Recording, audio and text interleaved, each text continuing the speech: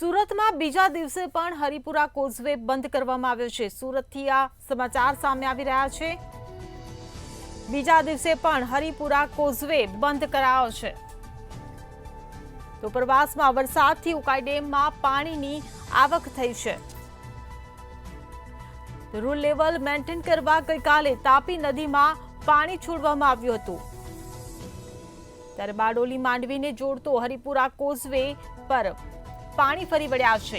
ત્યારે rule level maintain કરવા ગઈકાલે તાપી નદીમાં પાણી છોડવામાં આવ્યું હતું।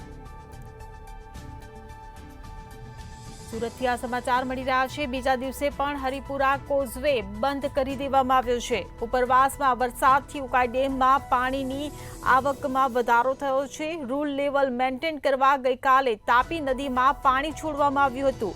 ત્યારે બારડોલી માંડવીને જોડતો હરિપુરા કોઝવે પર પાણી ફરી વળ્યા છે, જેને કારણે બીજા દિવસે પણ હરિપુરા કોઝવેને બંધ કરી દેવાનો નિર્ણય લેવામાં આવ્યો છે।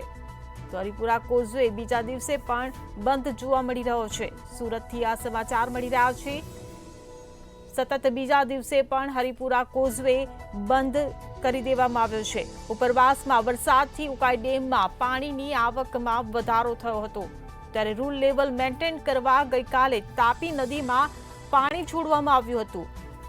બારડોલી માંડવીને જોડતો હરિપુરા કોઝવે પર પાણી ફરી વળ્યા હતા, જેના કારણે હરિપુરા કોઝવે બીજા દિવસે પણ બંધ કરી દેવામાં આવ્યો છે। સુરતથી આ સમાચાર મળી રહ્યા છે।